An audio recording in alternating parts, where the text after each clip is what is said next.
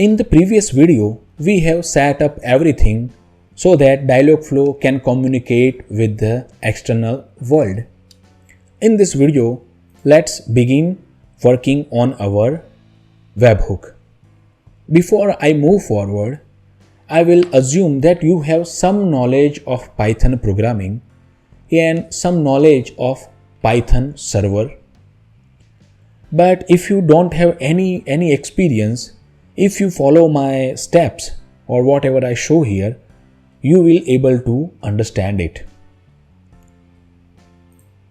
Here I am inside my Visual Studio Code, and let me zoom in a bit. The first thing I'll do is that I'll open terminal.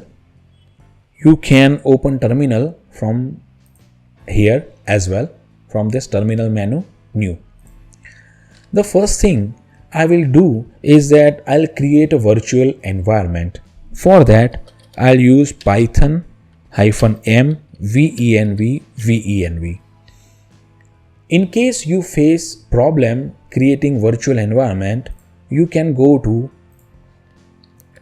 Python virtual environment,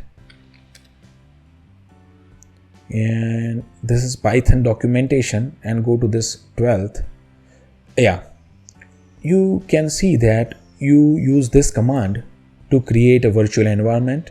On Windows, use these command to activate, and on Linux and Mac you can use this command. So here I'll create my virtual environment. It will create a venv folder here. Now I will activate it. In my case it is source venv bin and then activate.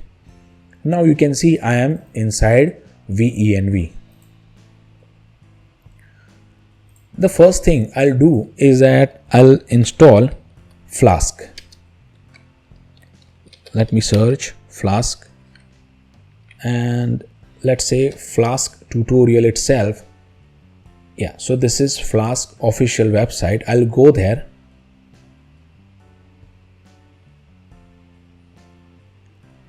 And I'll go to application setup. Not application setup. I'll click on Flask. And install Flask. You can see in order to install Flask, you need to run this command pip install Flask. I'll copy that. I come here and I provide that command here, and I'll hit enter. So it will install Flask in my virtual environment. When you are working with Python, you need to create virtual environment for all of your different projects so that these dependencies don't collide with each other. For example, one project requires Flask X version, another project requires Flask Y version. So when you install Flask globally, that will not work. So now Flask is installed, and my terminal is saying that you can upgrade pip. I will use that as well. Pip is a Python package manager with which you can install packages. Now the first thing I'll do is that I'll create app.py. Now inside this, I will write from Flask import Flask. We will import the Flask. Then I'll create application which will be of Flask class, and I'll provide __ name __. That is one. Now I will create one route that will be my home route, and the methods will be get and post, and the function will be home, and I'll return all is well and 200, and I miss a colon here. So what this part doing is that whenever someone starts our server, it will see this home route and this response.